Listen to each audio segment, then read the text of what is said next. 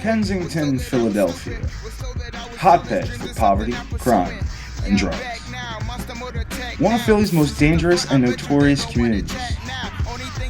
With so much holding the young men of this neighborhood down, it's often hard to escape the urban jungle around them. But one man, in his vision of Friday Night Lights under the L, has given the kids of Kensington a new chance to succeed, to rise above their doubters. This is Rise of the Tigers.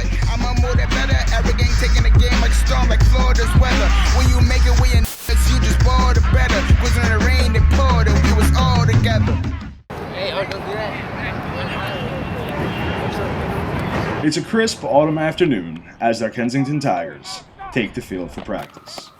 But as their cleats beat down into the hard and rocky soil, history lies settled beneath them. Before the construction of the new Kensington Creative and Performing Arts School building and the establishment of the football program, this site was long abandoned. Once a part of the Kensington Depot of the Philadelphia and Trenton Railways that allowed the area to thrive through the transportation of the goods, the station had since become reclaimed by Mother Nature. As the grass and weeds grew, the area fell into a haven for those who wanted to be hidden. So over here, it was a wasteland. You're talking about years and years and years ago, there was a train tracks back there. There was all sorts of different things happening over there, and I all went to the wayside. But what happened was it just became overgrown with weed trees. And the Berks L station right here is one of the nastiest L stations in the city. You can smell urine from a block away. Prostitutes walking up and down the street, and that's what it was. That up here where our field's at, that was where you would have the prostitutes take their johns. Freddie Adams was a young man that grew up in Fishtown. He hung at the Fishtown Rec, had a lot of friends. He was an older guy. He was like 17 years old. I was around 13 years old, so I wasn't part of his crew. But he was an older guy, so we all looked up to the older guys around here. And I wasn't there that night. I don't know. But the story is that he got basically he was beat to death with a PGW sign, and it happened right between our front doors and our field, right around that area right there, right near the L. And that was when I was young, and Freddie cut my hair a couple times, and there's a sports tournament every year still in his honor at the Rec. It's actually there's a mural of Freddie Adams at the Fishtown Rec. Once the Kappa building was built and the football team established, the field had to be taken care of to a certain extent. When they redid the school, they pushed all the debris up that way. So our field is rock hard, and that's why it's uneven too. It's on slope, it's slopey, and we've pulled some interesting things out of this field, just to keep it safe for our players. And we actually added, I think it was about almost $350 or $400 in just dirt, just to cover some of the more areas, and just to make it safe for the kids to play on. But it still needs so much work. You're talking about there's just slopes, and kids are twisting ankles over the place, and these kids are scraping their arms on rocks and glass, and often we walk across the field, and every time it rains, more comes up. So we always try to get them off the bigger ones, and always locate the areas that are problematic and try to cover them with dirt. But despite the rocks, cuts, and scrapes, the kids of Kensington football embrace their home turf and admit that the field's rough edges have helped sculpt them into tougher men. It's hard when you get tackled. I got a couple cuts on my arm back here earlier today, and it's hard out there. But I like it out there though, because everybody see us practicing in our neighborhood. They be like our neighborhood school, so I like practicing out there. Man, you fall on rocks, dirt, everything. It just hurts when you fall. It's something to get used to. It just needs to be fixed or repaired or something. Seriously, because it's too many rocks, and it's just hard ground. But it's still funny to play on. It's so funny. Because for one, other teams they can have all that rich fancy playing on turf or whatever, but like we're at Kensington, like we're playing on hard rock. That lets us know where we're coming from. Like when we play on rock, that lets us know. Like as soon as we get to turf, like it's right there. It's what we there for. Like we were playing on rock, so like we let them know, like we're rock hard. Like we play just as hard as you play, and if not, we play stronger. Once the field was practice ready, Herb set his sights to new heights, the giant wall overlooking his Tigers domain. The wall in the past was just an empty wall, which was covered in graffiti. And at one point before we painted it last year, it actually said, "Smoke, dust, kill cops," written on it, large, so enough for you could read it from the street. And you know, it's so you know, I like to use Photoshop. So one of my things is, you know, just to put ideas out there. And I designed that wall in Photoshop, and I showed it to my father, and you know, I was like, "Can we make this happen?" And of course, my father comes up with this ingenious idea of how to do it. You know, so the first step was we got the masonite board in my father's yard over the summer.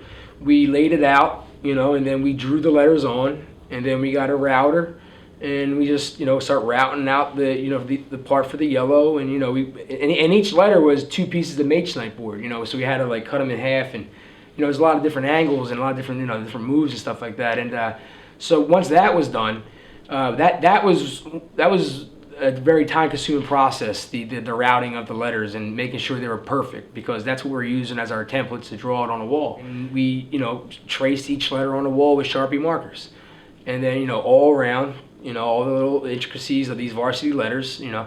And after that was all done, that was when we had scaffold set up on the whole wall at that point, because we wanted to get all the letters up traced first.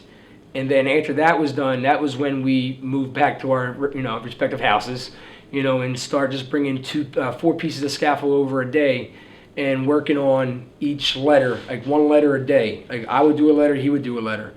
And the wall is so rough that, you know, we thought that maybe we can roll it.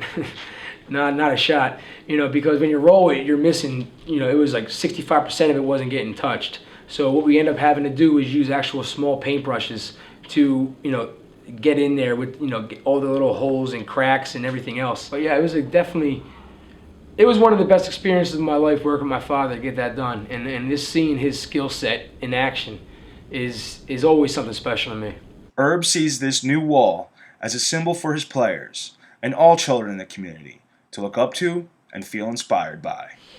You know, it's great for the kids that are playing now. You know, it gives them a sense of ownership of the team, of the spot, and you know, that's all well and good. But ultimately, I think what it does is for the younger kids that walk by it and see these older guys playing, it puts it in their mind that, you know, I want to play Kensington football. The players understand the value of the wall and the message it bears, as well as realize that their coach painted that mural with his own hands and with his team in his mind and heart.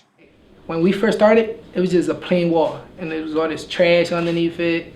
It looked at that, it was like it was like us practicing, looking at a concrete wall. But coach took days, he even slept over outside, he made that little camp to make it for us. So I appreciate that from him, because he spent that time to make us look like comfortable a little bit more out there. He even fixed the field a little bit for us. So yeah, I really appreciate that from Coach Herb. Man, it fills up with spirit. It gives you spirit hope.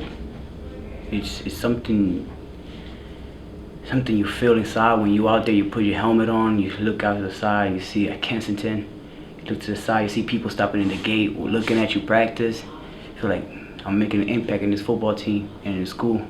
And when I ride by, like the coach said, I'm gonna ride by when I'm 30, probably 25 years old, when I'm in college, finish college, my own business.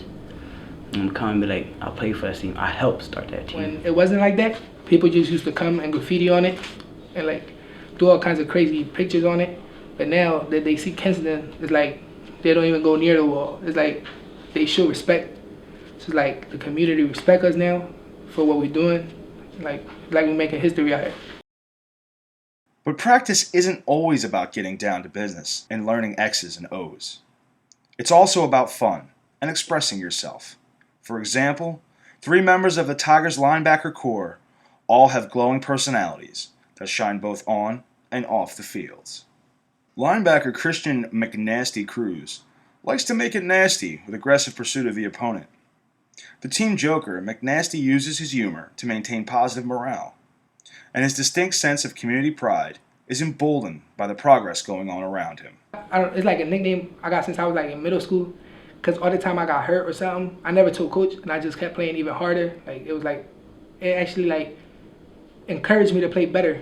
So I just call myself that. Like I don't know, like it comes back from middle school days. Like people that do something wrong, like they get down, and I don't like seeing my team down. So it's like I be silly and I dance around, goof off. Like I play jokes on them and everything, so they can like stay happy, stay positive, and don't have bad communication in the field.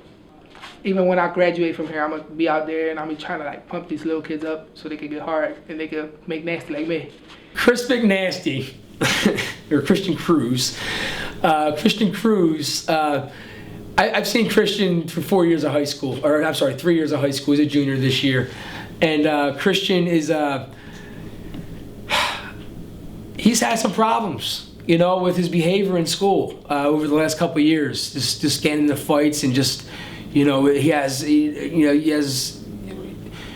issues when it comes to authority, which a lot of our kids do because, you know, where we're from, you know, and but now, like with the football now, Christian is, like today, for example, today in school, we had a fight in the hallway, and I got Christian's eyes, and I said, Christian, I need your help. And right away, Christian started getting kids away from the, you know, helping out the school, you know, diffuse a conflict, where in years past, he might have been in one fight, you know, but Christian now, but that kid is hilarious. And like, I've been telling him that Braid, that whatever he has going on down there, I'm going to see Braids on that thing. But The defensive powerhouse, Lorenzo DeFreak Banks, is just returning to the team due to clerical issues that had him declared ineligible to play.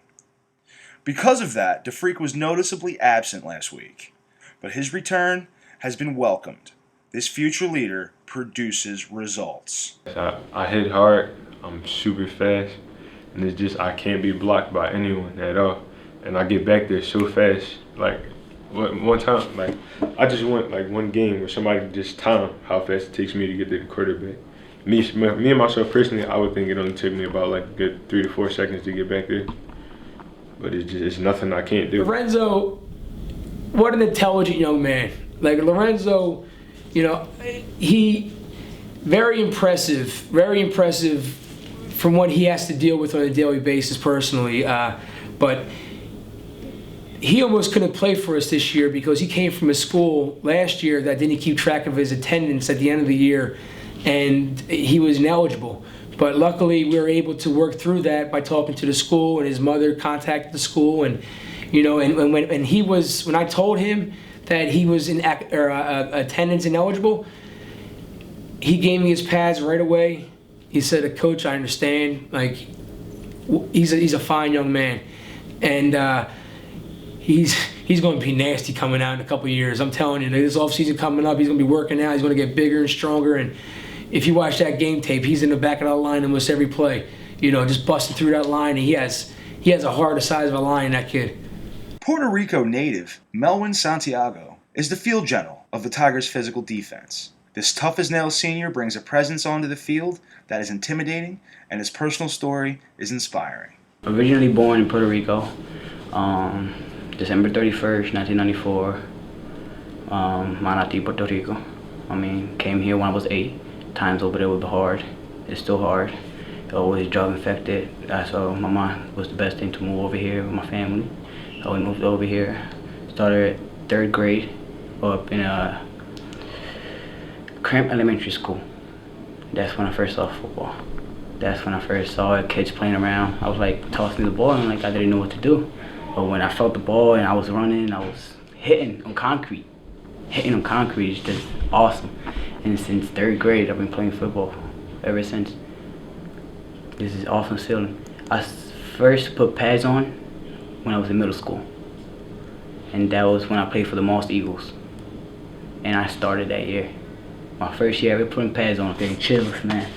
Melvin, such an impressive young man. You know, from last year to this year, like he was the same last year. You know, as a junior, like, you know, the passion, the fire he had, like the never give up attitude. You know, just the, you know, and Melvin, he came right from Puerto Rico. Like when he got here, he didn't know any English. Like he you know, so he's worked really hard. And if you spoke, you know, he speaks great now. He's a very intelligent young man with a very good head on his shoulders, and his future, you know.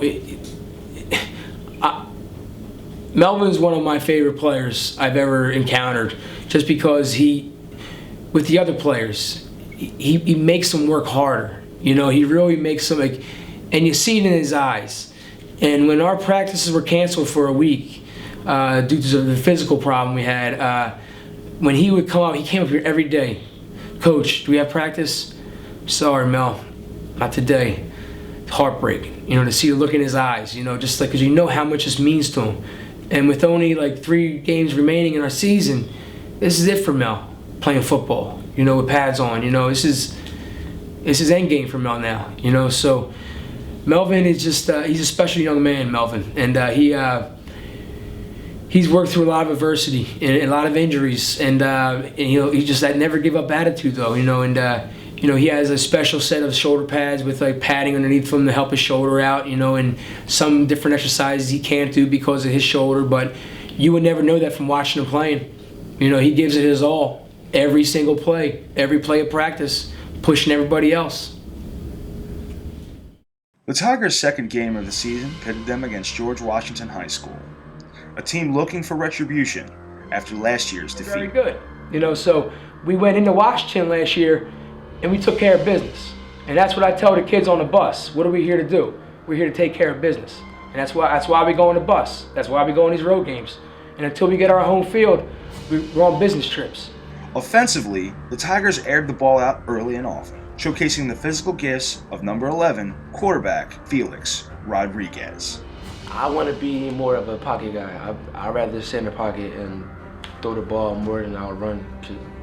Because if you run a lot, most of the D-backs can try to hurt you. I'm not trying to get hurt.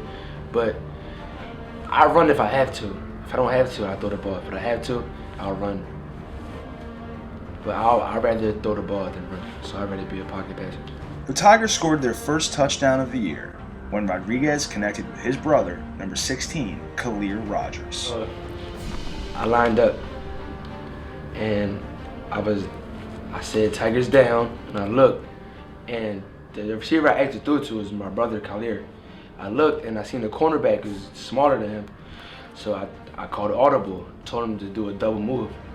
When I said go, he did a double move, and the cornerback bid for it, and he fell. And once I seen that he fell, I just threw the ball because the safety was over to the right. I was looking to the right the whole time. I seen he fell, and I threw it. I knew I had a touchdown. When I threw it, Khalil jumped over the cornerback. He caught the ball, and he scored for a touchdown. He ran for a touchdown. I saw a cornerback fall down. But what I did see, I see our receiver run a great route, and Felix put up a heck of a pass. And you know, with his speed and getting under that ball, he caught it and ran in. Khalil fits the bill as the Tigers' boisterous wide receiver. Even though the junior talks the talk, he walks the walk and brings his A game each time he steps onto the field. My route was a quick slant, but the quarterback, he was audible to a deep pass. So I did a double move, I made him fall, then I had to jump over him because he fell. And then the quarterback Felix threw it up, and I caught it. And I was pointing at one of the defense, and it was a ran for a touchdown. The two brothers found themselves in sync the entire game. Like me and him, we got the connection. Like me and like Rafiq, Juan, all the other receivers, we got a connection too. It's just like, I don't know.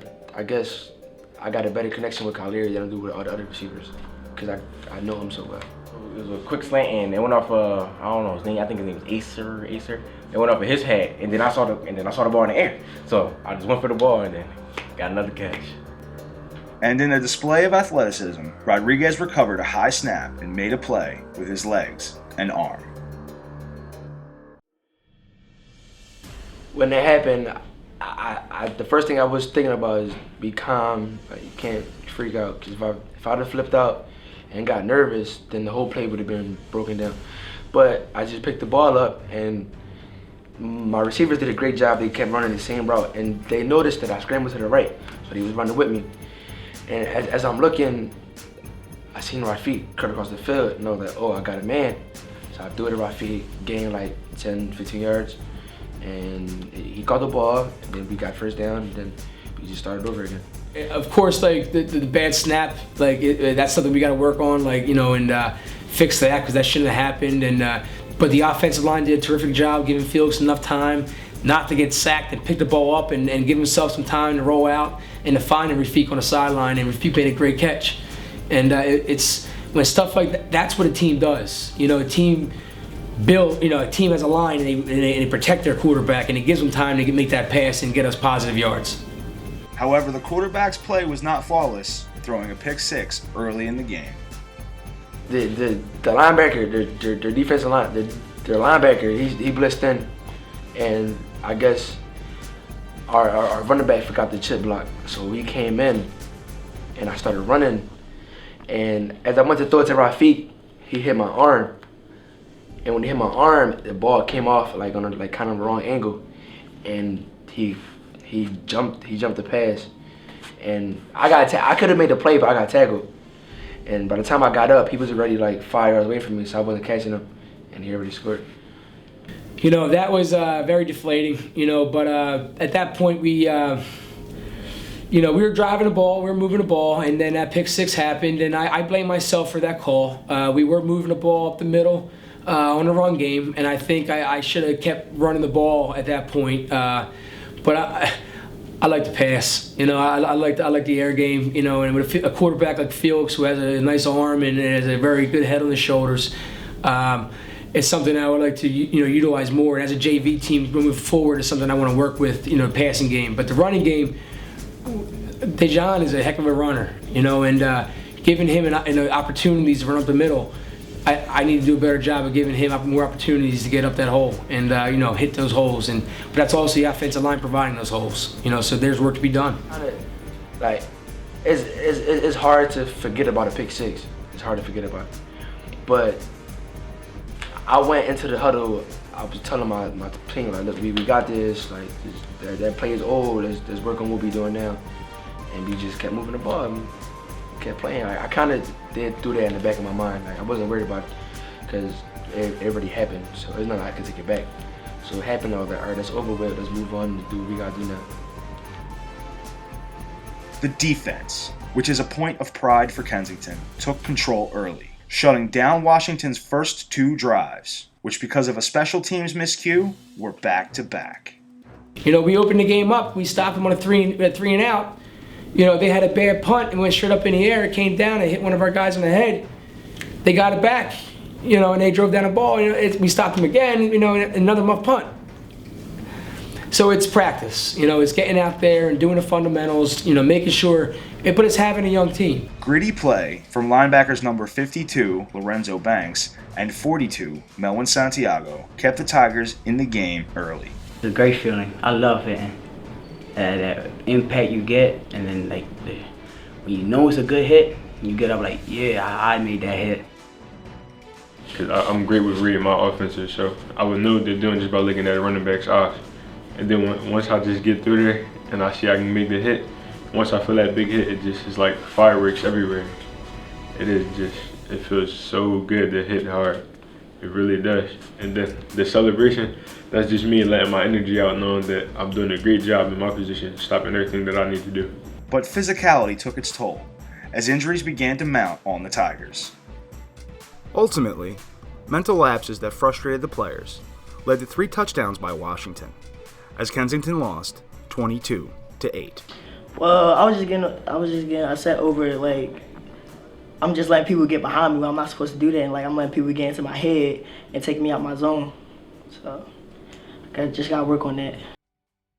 Due to the current state of the Kensington field, the Tigers play all of their games on the road. Despite this inconvenience and disadvantage, most players use that as motivation to elevate their game to new levels and overcome the adversity of playing away. After all, overcoming adversity is the Kensington Tiger way. Taking to other people's field, it's no different. We go there to handle business and to kick some ass. And that's what we go there. We do our best. to handle our business and win. It doesn't really change like the momentum. I mean, I would prefer some home games because it feels better to hear the crowd chanting in like your jersey number or your team. But it just like it feels kind of the same. It actually feels better for me because I get to come in your home and just take over your field and then leave. Most time with a W, so I just feel really good.